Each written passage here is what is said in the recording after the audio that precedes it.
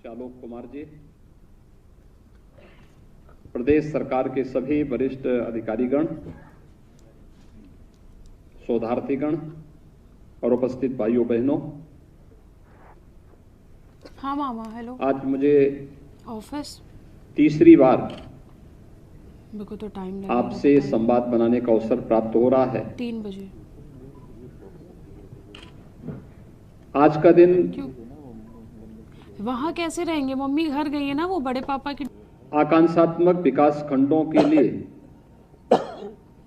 चयन का 1 वर्ष पूरे होने का अवसर है और पिछले 8-9 महीनों से मुख्यमंत्री शोधार्थी भी उन विकास खंडों में जाकर के जो 5 सेक्टर आपके लिए चयनित किए गए हैं, जो 75 इंडिकेटर्स के साथ आपको उन्हें सामान्य विकास की प्रक्रिया के साथ जुड़ने वाले विकास खंडों की श्रेणी में लाके खड़ा करना है। कुछ शोधार्थियों ने अपने अनुभव से भी यहां पे अवगत कराया है और अभी यहां पर अलग अलग सेक्टर में किस विकास खंड ने कौन सी रैंकिंग प्राप्त की है, उन्हें सम्मानित भी किया गया है। मैं सबसे पहले सम्मानित होने वाले विकास खंडों को, उनके मुख्य विकास अधिकारी, वहां के बीडीओ और वहां के शोधार्थी को हृदय से बधाई देता हूं।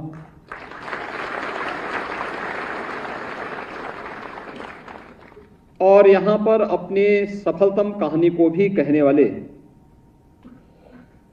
उन सभी शोधार्थियों को जिन्होंने कुछ न कुछ नयापन करने का प्रयास किया है, उनके इस प्रयास की सराहना भी करता हूं। वास्तव में भारत के विकास की जो धुरी है वह गांव है। ग्रामीण अर्थव्यवस्था जितनी सुदृढ़ होगी, जितनी मजबूत होगी और जितनी आत्मनिर्भर होगी, उतना ही आत्मनिर्भरता के लक्ष्य को हमारा समाज, हमारा प्रदेश और हमारा देश प्राप्त कर पाएगा। उसी आत्मनिर्भरता को प्राप्त करने के लिए जब 2018 में आदरणीय प्रधानमंत्री जी के मार्गदर्शन में नीति आयोग ने देश के 112 विकास खंडों को जो आकांक्षात्मक थे, उन आकांक्षात्मक जनपदों को सामान्य विकास की प्रक्रिया के साथ तेजी से आगे बढ़ते हुए जनपदों के रूप में आगे बढ़ाने के एक अभियान का प्रारंभ किया था। उस समय नीति आयोग के सर्वे में उत्तर प्रदेश के भी 8 जनपद थे। वे 8 जनपद 4 नेपाल सीमा से सटे हुए जनपद थे, सिद्धार्थनगर, बलरामपुर, श्रावस्ती और बहराइच। 4 अन्य जनपद थे, चंदौली, सोनभद्र, चित्रकूट। ये तीनों भी हमारे बॉर्डर के जनपद हैं, और एक फतेहपुर।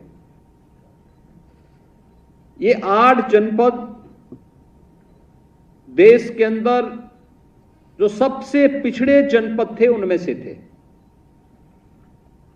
उनमें शिक्षा, स्वास्थ्य, कृषि और जल संसाधन, रोजगार और स्किल डेवलपमेंट, फाइनेंशियल इंक्लूजन और इंफ्रास्ट्रक्चर में, यानी जो ये 6 क्षेत्र थे, इनमें ये जनपद पीछे थे। स्वाभाविक रूप से कार्य इसमें प्रारंभ हुआ। कोरोना महामारी पूरे देश के लिए थी। उत्तर प्रदेश के जो जनपद, जो 112 में से पिछड़ेपन में जो सबसे पीछे के जनपदों में से थे, कमोवेश आठों के आठों जनपद हमारे सबसे पीछे के जनपदों में थे,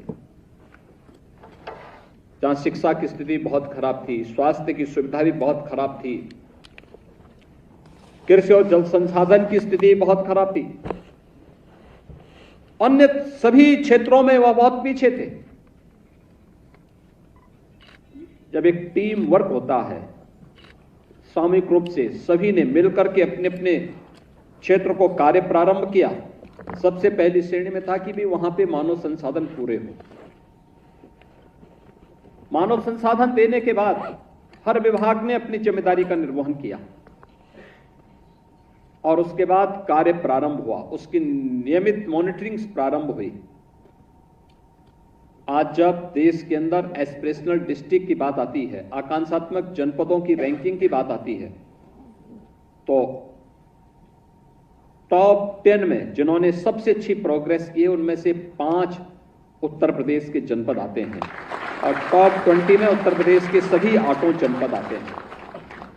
यानी ये प्रोग्रेस उत्तर प्रदेश की थी।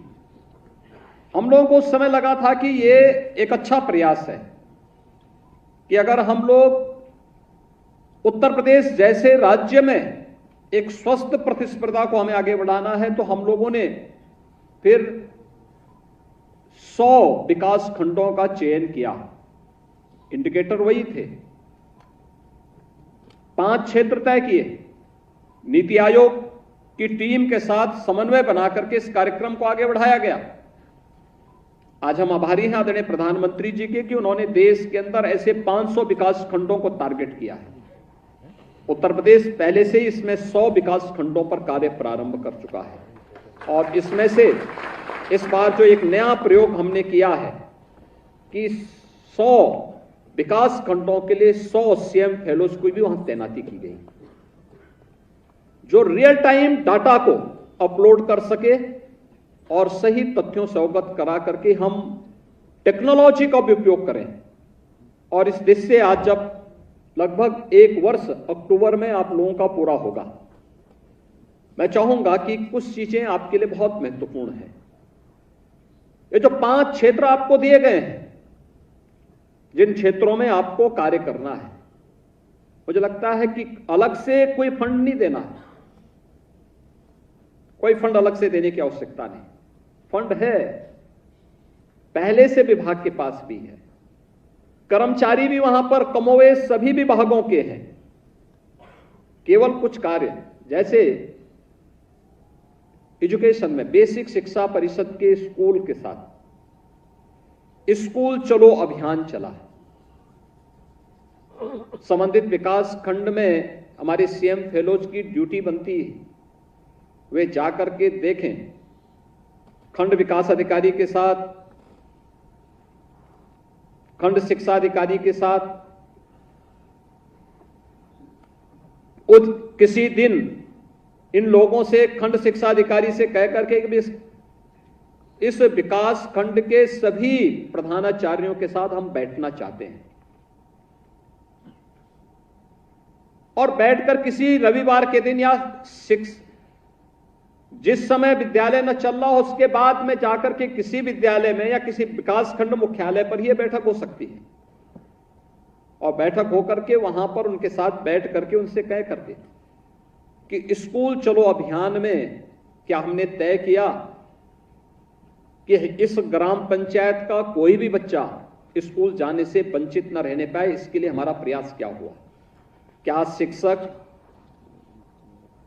और अभिभावक की बैठक करवाई, क्या शिक्षक गांव के प्रत्येक घर में जाकर के उन्होंने घर में दस्तक दी कि आपके घर में कितने बच्चे हैं, वो स्कूल जा रहे हैं कि नहीं जा रहे हैं, जा रहे हैं तो कहां जा रहे हैं, नहीं जा रहे हैं तो क्यों नहीं जा रहे हैं। अक्सर एक चीज सुनने को मिलेगी, अरे साहब हम गरीब हैं कैसे पढ़ाएंगे। उनको बताने की आवश्यकता है कि आप गरीब हैं तो क्या बच्चे को भी गरीब रखना चाहते हैं। शिक्षा free, uniform free, bag books free, जूता मोजा फ्री, स्वेटर फ्री, और मिड डे मील की व्यवस्था भी है। जब बताएंगे तो फिर उस बच्चे को स्वयं अपने साथ लेकर के स्कूल चले जाइए और फिर ड्यूटी लगाइए कि वो बच्चा घर में भी पहुंच जाए वापस। आदत डालेंगे, उसको अच्छा लगेगा वहां एक समूह के साथ खेलने में भी, पढ़ने में भी। और फिर देखो कि उस विद्यालय की स्थिति क्या है। ऑपरेशन कायाकल्प बेसिक शिक्षा परिषद ने चलाया था। क्या उस विद्यालय में पढ़े हुए पुरातन छात्र हैं कि नहीं? क्या उनके साथ आप बैठ सकते हैं? शिक्षक उनके साथ बैठ सकते हैं? ऑपरेशन कायाकल्प में अगर अभी भी वो विद्यालय नहीं आया है तो उन पुरातन छात्रों को जगाइए, ग्राम पंचायत को जगाइए, फ्लोरिंग बन जाए, फर्नीचर की व्यवस्था हो, टॉयलेट बालक बालिकाओं के लिए अलग से बन जाए। ये सुविधाएं अगर हम देते हैं, वहां पर स्वयं उनके सहयोग से करते हैं, उसके लिए उन लोगों को स्वयं भी इसके लिए तैयार करना है। तो यह अभियान पहले से चल रहा है, हमें इसमें सहभागी बनकर केवल मॉनिटर करना है कि कितने गांवों में स्कूल चलो अभियान चला और एक भी बच्चा उस विकास खंड के किसी भी गांव में ऐसा नहीं जिन्होंने स्कूल जाने से जो वंचित रह गया हो, या कोई भी ऐसा बच्चा नहीं जिसने 5वीं पास बीच में ही अपनी पढ़ाई छोड़ दी है।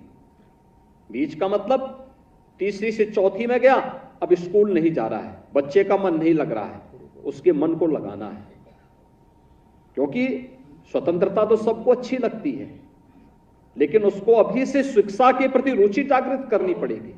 क्योंकि बहुत सारे माँ बाप ऐसे होंगे जो बच्चे को चाहते होंगे कि चलिए स्कूल न जाए तो कौन, एक ये भी जो है बहुत सारे लोगों के मन की एक धारणा होती है। लेकिन हमें उसको प्रेरित करना कि नहीं भी किसी भी स्थिति में स्कूल जाना है, स्कूल चलो, ले जाओ। उसके लिए एक प्रेरक के रूप में शिक्षक को तैयार होना होगा, अभिभावकों को तैयार होना होगा, और उसके पीछे आपका योगदान बन सकता है। अक्सर होता है बालिकाएं बीच में स्कूल छोड़ देती, 5वीं पास किया उसके बाद स्कूल नहीं गए। अब 5वीं पास करके स्कूल नहीं गए तो नहीं जा सकती।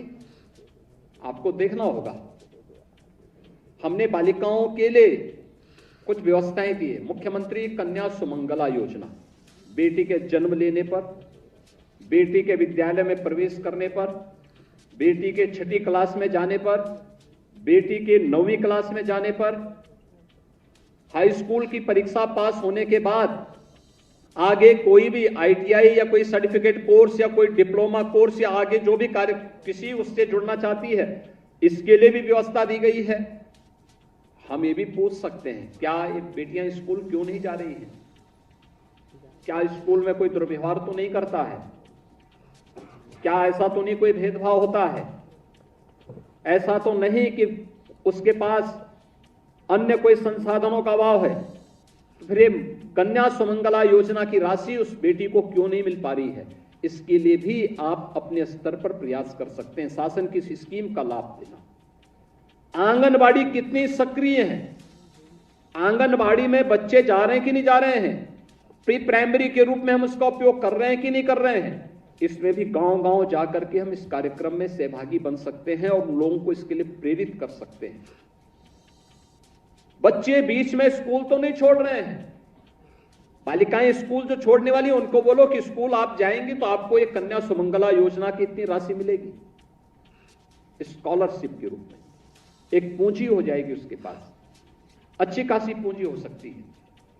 उसको बताइए, इसके बारे में हमें बताना पड़ेगा। ये एक बड़ा कार्यक्रम होगा जिसको हम शिक्षा के क्षेत्र में प्रेरित करने का कार्य कर सकते हैं। ऐसे ही स्वास्थ्य के क्षेत्र में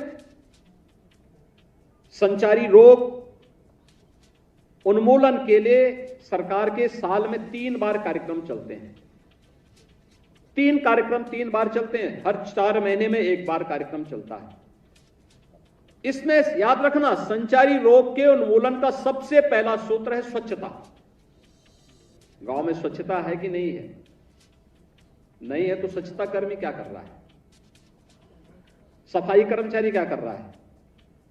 अगर वह भी नहीं है तो हम गांव के लोगों को तो बोल ही सकते हैं, ग्राम प्रधान को भी बोल ही सकते हैं। ग्राम प्रधान के पास भी निधि है, या गांव के लोगों की बैठक भी कर सकते हैं कि भाई बीमारी आएगी तो गांव के लोग ही तो चपेट में आएंगे।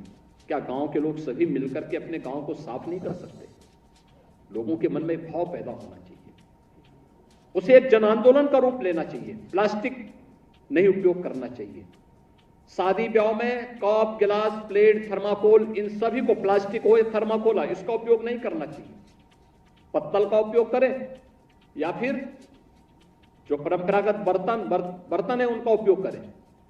अगर हम पहले स्वच्छता के बारे में लोगों को बोलें। दूसरा, सरकार का ट्यूबरक्लोसिस उन्मूलन का एक बृहद कार्यक्रम चल रहा है और आदरणीय प्रधानमंत्री जी ने 2025 तक देश को टीबी से मुक्त करने के एक बड़े अभियान को लिया है। फ्री में उपचार है और जो चिन्हित टीबी पेशेंट है, हर गांव में बोले ना, ग्राम प्रधान को या बेसिक शिक्षा परिषद के स्कूल के शिक्षक को या किसी अन्य व्यक्ति को कि भाई ये ट्यूबरक्लोसिस का कोई व्यक्ति है, पहले तो उसकी जांच कराना, और अगर वह व्यक्ति है उस व्यक्ति को चिन्हित करके हॉस्पिटल में ले जाना, हॉस्पिटल में फिर उसको दवा भी दिलवाना, नियमित रूप से दवा ले, इसके सेवन के लिए उसको प्रेरित करना, और सरकार उसके लिए पैसे की व्यवस्था भी करती है। हर महीने उसको एक निश्चित राशि भी मिलती है जिससे वो कोई पौष्टिक आहार खा सके। इसकी व्यवस्था के लिए हम एक बड़ा कार्यक्रम चला सकते हैं। आप घोषणा कर सकते हैं कि मेरा विकासखंड ट्यूबरक्लोसिस से मुक्त हो गया है। एक समय के बाद आप इस बात की घोषणा आपका विकासखंड कर सकता है। आप कह सकते हैं कि मेरे विकासखंड में 100% बच्चे स्कूल जाते हैं। हमारे विकासखंड में 100% बच्चे, हर स्कूल ऐसे हैं जो ऑपरेशन कायाकल्प में आच्छादित हो चुके हैं और विद्यालयों को हमने ऑपरेशन कायाकल्प के अंदर पूरी व्यवस्था के साथ जोड़ दिया है। ऐसे ही किसानों के लिए भी कर सकते हैं। बैठ सकते हैं किसानों से जुड़े हुए, जो वहां पर कृषि विभाग से जुड़े हुए अधिकारी होंगे, उनके साथ बैठने की आवश्यकता, उनके साथ बात करनी चाहिए। भाई क्या क्या स्कीम है आपकी, बताइए क्या कर रहे हैं, किसान इसके सीधे लाभ कैसे ले रहा है, कैसे इसका लाभ ले सकता है। किसान सम्मान निधि में किसान वास्तव में पात्र है तो उसको इस निधि का लाभ क्यों नहीं मिल पा रहा है? किसान सम्मान निधि में हर चौथे महीने प्रत्येक किसान के खाते में 2000 रुपये प्रधानमंत्री जी के द्वारा उपलब्ध करवाए जाते हैं। हम देखें ना अपने विकास खंड में कितने ऐसे किसान हैं। प्रधानमंत्री फसल बीमा योजना, कितने किसानों ने इसमें रजिस्ट्रेशन करवाया है? केसीसी की क्या स्थिति है, हम इसके बारे में लोगों को बता सकते हैं। और अगर आपके उस विकास खंड में कोई इंटर कॉलेज है, कोई डिग्री कॉलेज है, वहां साइंस है, केमिस्ट्री की लैब होगी, बायोलॉजी की लैब होगी, आप वहां बोलिए ना उन बच्चों को, उस स्कूल के प्रबंधन से, गवर्नमेंट का स्कूल है, उनसे बोलिए कि इसमें थोड़ा सा और सहयोग वे लोग कर लें तो वहां पे सॉइल हेल्थ की भी लैब के रूप में उसका इस्तेमाल किया जा सकता है। कृषि विभाग के लोगों के साथ उनका संबंध जोड़िए, उनको बोलिए कैसे आप इस कार्यक्रम को कर सकते हैं। ये सभी चीजें उनको, और फिर फसलों की विविधता एक किसानों की आमदनी को बढ़ाएगी। सब्जी की खेती उनकी आमदनी को बढ़ाएगी, बागवानी उनकी आमदनी को बढ़ाएगी। हमें ऐसे कौन से तरीके अपनाने हैं जो कम खर्चे में अच्छा उत्पादन किसान को उपलब्ध करवा सकता है? कृषि विभाग के लोग इसके लिए तैयारी करें, इसमें हम कर सकते हैं। हर विकास खंड में फाइनेंशियल इंक्लूजन में, वित्तीय समावेशन में हम लोग वहां पे रोजगार मेला लगा सकते हैं और इसके लिए हम बीडीओ से बोलें, सीडीओ से बात करें और फिर उनसे बात करें कि बैंकर्स के साथ बैठक करके हमारा प्रयास होना चाहिए कि हर तीसरे महीने कोई ना कोई बैंक एक रोजगार मेला लगे उस विकास खंड के युवाओं के लिए या उस विकास खंड के अन्य लोगों के लिए। उसका सेक्टर चिन्हित कर लीजिए, उसमें महिलाएं भी लोन लें, युवा भी लें, जो पहले से व्यापारी हैं वे लोग भी लें, और किस कार्य के लिए चाहिए उनको ये चिन्हित होना चाहिए। उसके लिए पहले से उसका ट्रेनिंग का प्रोग्राम चले, कुछ ना कुछ चले। वित्तीय समावेशन का कनेक्टिविटी को देखना चाहिए, कनेक्टिविटी की क्या स्थिति है, नहीं है तो संबंधित विभाग के साथ, सीडीओ के साथ बैठक करके बोलना चाहिए कि फलानी जगह जाने का रास्ता नहीं, पुल नहीं है, या फलाने कार्य की आवश्यकता है, फलाने भवन की आवश्यकता है, ये चीजें अगर आप वहां उनके साथ कोऑर्डिनेट करके इस कार्यक्रम को आगे बढ़ा लेते हैं, बहुत बड़ा कार्य हो सकता है। हर बार एक चीज को, लेकिन निरंतर भ्रमण करना होगा। विकास खंड के हर गांव में आपका प्रयास हो कि महीने में 30 दिन है, प्रयास होना चाहिए कि 30 दिन में कम से कम 30 ग्राम पंचायत तो आपसे कवर हुई हो। हमारा प्रयास होना चाहिए कि अगर ज्यादा गांव हैं तो हर ग्राम पंचायतें ज्यादा होंगी। हमारा प्रयास होगा कि अलग अलग बार हम अलग अलग गांव के अलग अलग मजरे में भी भ्रमण करें, देखें वहां की स्थिति क्या है, वहां की सामाजिक, वहां की आर्थिक, वहां की जैव पारिस्थितिकी क्या है, वहां की पर्यटन संभावनाओं को कैसे आप उसको आगे बढ़ा सकते हैं। अगर कोई देव मंदिर है, कोई तीर्थ स्थल है, वहां पे अच्छे गाइड हो, अच्छी व्यवस्था हो, उसका विकास हो, वहां की साफ सफाई की व्यवस्था के लोग स्थानीय स्तर पर प्रयास कर सकें, बहुत सारे लोगों के लिए रोजगार का सृजन का भी एक माध्यम बनेगा। उसके लिए पहले से गांव के लोगों को बोले भाई कहां पार्किंग होनी है, कहां पे प्रसाद आदि फूल आदि की व्यवस्था होनी है, गंदगी लोग न करें इसके लिए कैसे व्यवस्था हो सकती है, हर व्यक्ति सुरक्षित महसूस करे इसके लिए भी कैसे व्यवस्था हो सकती है। ये चीजें अगर आप आगे बढ़ाएंगे बहुत कुछ आप कर सकते हैं। और आपके पास एक अवसर होगा, जो मैंने पहले भी कहा कि आप 2 साल 3 साल के बाद आपका मूल्यांकन जब प्रारंभ होगा सही मायने में, आपके पास तब तक एक बहुत सारी समृद्ध लाइब्रेरी आपके पास स्वयं की भी होगी।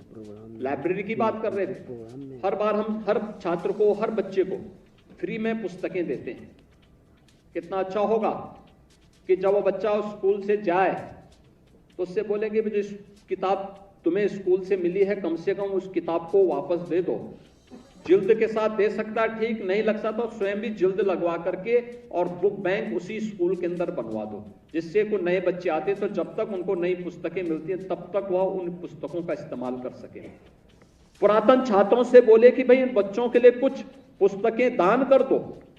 कोई स्मार्ट क्लास बना सकता है, एक नई लाइब्रेरी आप अपनी खड़ी कर सकते हैं, हर ग्राम पंचायत में खड़ी कर सकते हैं। हमें प्रेरक के रूप में काम करना पड़ेगा, एक योजक के रूप में काम करना पड़ेगा। एक योजक के रूप में अगर आप कार्य करना प्रारंभ करेंगे बहुत कुछ आप परिवर्तन ला सकते हैं। और मेरा मानना है 3 साल नहीं, मात्र 2 वर्ष में हम इन आकांक्षात्मक जनपदों को विकास की प्रक्रिया में स्टेट एवरेज से आगे बढ़ाने में सफल हो सकते हैं। कोई संदेह इसमें नहीं होना चाहिए, कोई संदेह नहीं होना चाहिए। इतनी स्कीम सरकार की, जो मैंने बोला ये सब सरकार की स्कीम पहले से चल रही है, केवल इनको जोड़ना है। सब कुछ स्कीम जमीन पर भी है, जोड़ने का काम नहीं हो पाता है, सबकी अपनी व्यस्तता है। उसमें अगर हम एक योजक के रूप में उनको आपस में जोड़ दें, एक समन्वय बना लें। कैसे हमने किया?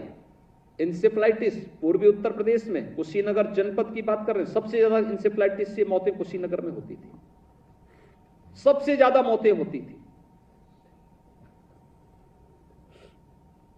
योजनाएं थी, लेकिन योजनाओं को सही ढंग से जमीनी धरातल पर उतारने की समस्या थी, नहीं उतर पाती थी। कागजों में सभी योजनाएं थी। हम लोग 2017 में सरकार बनी और तब तक उस बीमारी को 40 साल हो चुके थे, और इन 40 वर्षों में उत्तर प्रदेश ने 50,000 से अधिक बच्चों को खोया है। लेकिन जैसे ही हमने अंतर विभागीय समन्वय से इस कार्यक्रम को आगे बढ़ाया, आज इंसेफ्लाइटिस समाप्त हो चुकी है। आज पूर्वी उत्तर प्रदेश में इंसेफ्लाइटिस समाप्त। मैं अभी गोरखपुर गया था, मैंने वहां के डाटा लिए। जापानी इंसेफ्लाइटिस के केवल 4 मरीज आए थे, 2 की मौत हुई थी, उनमें से एक बिहार का था और एक महाराजगंज का था। अनुमान कर सकते हैं 2 बच्चों की मौत, नहीं तो इस सीजन में वहां 500 से 600 बच्चों की मौत होती थी। ये चीजें दिखाती हैं कि थोड़ा प्रयास करेंगे समाज खड़ा होता है साथ में, और हमें अपने को उस रूप में प्रस्तुत करना है और उसके साथ लिखने की भी आदत डालनी है। अच्छा एक शोध प्रबंध आपका तैयार हो सकता है, अच्छा शोध प्रबंध आपका तैयार हो सकता है। ग्रामीण व्यवस्था पर, संबंधित विकास खंड की सामाजिक, आर्थिक, भौगोलिक स्थिति के बारे में, उसका पहले उसके बारे में आप लिखिए, फिर वहां की चैलेंजेस क्या क्या हैं उनके बारे में, फिर उनका समाधान का रास्ता कैसे कैसे आपने निकाला है। देखिए, यह एक डॉक्यूमेंट होगा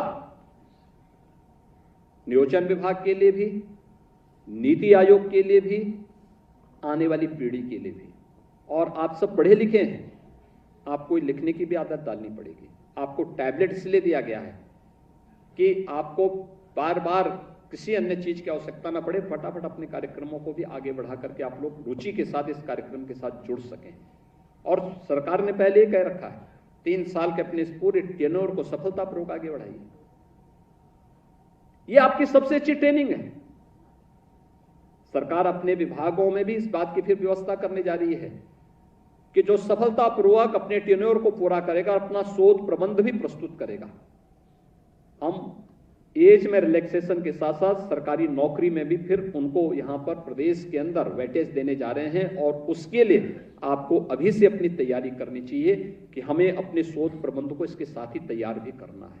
और उसमें बहुत अच्छा होगा कि जिस विकास खंड में आप हैं, उस विकास खंड के अंदर क्या वहां की सामाजिक, वहां की भौगोलिक स्थिति क्या है, कितने की वहां की आबादी है, वहां की जनसांख्यिकी क्या है, वहां की सामाजिक स्थितियां क्या हैं, आर्थिक स्थिति पे भी एक कुछ हमें वहां पे देखना चाहिए, उसके बारे में लिखना चाहिए। जो डाटा है उन सबको भी अवलोकन करना चाहिए। और फिर उसके बारे में आप जब गए थे, किस स्थिति में गए थे, क्या क्या चैलेंजेस आपके सामने थे, कौन कौन से सेक्टर में आपको कार्य करना था, उसके क्या क्या इंडिकेटर दिए गए थे, कैसे आप लोगों ने कार्य प्रारंभ किया, कैसे टीम वर्क के परिणाम सामने आते हैं। और फिर उसमें आप लिखना शुरू कर देंगे तो 200, 300, 500 पेज का एक बहुत अच्छा शोध प्रबंध आपका तैयार हो सकता है। और फोटोग्राफ के साथ दें, फोटोग्राफ के साथ अगर आप उसको देंगे, डायग्राम बना करके अगर आप उसको देते हैं, बेहतरीन तरीके से आपकी प्रस्तुति होगी। उसके बारे में आपको बताने की आवश्यकता नहीं, लेकिन अगर आप उन चीजों को उस रूप में प्रस्तुत करते हैं तो शोध प्रबंध आपको एक नई पहचान कर देगा। आपके पास नौकरी की कमी नहीं रहेगी, लोग आपको एक सुधारक के रूप में देखेंगे, लोग आपको एक रिफॉर्मर के रूप में देखेंगे और उस रूप में अपने आप को प्रस्तुत करने की आवश्यकता है। मुझे बहुत अच्छा लगा कि उत्कृष्ट प्रदर्शन करने वाला जो आकांक्षात्मक जनपद है, उन सबको आज यहां पर उन्हें न केवल सम्मानित किया गया, बल्कि 1 वर्ष के लेखे जोखे को भी इन आकांक्षात्मक विकास खंडों की जो प्रथम वार्षिक रिपोर्ट है उसका भी विमोचन का कार्य यहां पे संपन्न हुआ है। आज यहां पर जिन विकास खंडों को यहां पर आज सम्मानित किया गया है, उसमें खासतौर पर जो विकास खंड इनमें है, जिनमें कुशीनगर का बिशुनपुरा विकास खंड, मुझे याद है कि कुशीनगर जनपद की जब मैं बात करता हूं तो बहुत वैसी स्थिति है। क्रिटिकल गैप योजना के अंतर्गत 5 करोड़ रुपए की व्यवस्था की गई है आकांक्षात्मक जनपदों के लिए। और इसमें ओवरऑल डेल्टा रैंकिंग में विकासखंड बिशुनपुरा जनपद कुशीनगर को 2 करोड़ रुपए की प्रोत्साहन राशि उपलब्ध कराई गई है। चिकित्सा और पोषण में जिस विकासखंड ने अच्छा काम किया है वह बरेली का मझगांवा है, इन्हें 60 लाख रुपए की प्रोत्साहन राशि। शिक्षा में विकासखंड वजीरगंज बदायूं को 60 लाख रुपए की प्रोत्साहन राशि। कृषि एवं जल संसाधन में विकासखंड भीटी अंबेडकर नगर को 60 लाख रुपए की प्रोत्साहन राशि। वित्तीय समावेशन में और कौशल विकास में विकासखंड फतेहगंज बरेली को 60 लाख रुपए की प्रोत्साहन राशि। और आधारभूत अवसंरचना में विकासखंड सुहाव बलिया को 60 लाख रुपए की प्रोत्साहन राशि आज यहां पर उपलब्ध कराई गई है। मुझे पूरा विश्वास है कि ओवरऑल डेल्टा रैंकिंग को और बेहतर बनाने में आप सभी लोग अपने स्तर पर प्रयास करेंगे। और जो मैंने आपको बताया, निरंतर अपने स्तर पर प्रयास करना है। और फोकस करना, किसको देखना, किस सेक्टर में आपका विकासखंड सबसे कमजोर है और किस में अच्छा है। दोनों में एक साथ अगर आप कार्य करना प्रारंभ करेंगे, अलग अलग माह के लिए अलग अलग टारगेट तय करने की कार्रवाई अगर आपके स्तर पर प्रारंभ होती है तो उसके बेहतर परिणाम होंगे। मुझे पूरा विश्वास है कि आपके सबके प्रयास से हम लोग जो विभाग 14 विभागों ने इस पे कार्य प्रारंभ किया है, हम सब लोग मिलकर के उत्तर प्रदेश के अगर इन 100 विकास खंडों को जो अब तक आकांक्षात्मक थे, विभिन्न क्षेत्रों में पीछे थे, उन सभी को अगर हम लोग सामान्य विकास खंडों की श्रेणी में ला करके स्टेट एवरेज से अच्छे प्रदर्शन की श्रेणी में ला के खड़ा कर देते हैं तो उत्तर प्रदेश की न केवल विकास की दर में बढ़ोतरी होगी बल्कि आदरणीय प्रधानमंत्री जी की मंशा के अनुरूप हम आत्मनिर्भर भारत की परिकल्पना को साकार करने में, उस सपने को साकार करने में भी अपने स्तर पर योगदान दे पाएंगे। आपके इस पूरे प्रयास के लिए एक बार फिर से आप सबका मैं हृदय से धन्यवाद करते हुए अपनी शुभकामनाएं देता हूं। धन्यवाद। जय हिंद।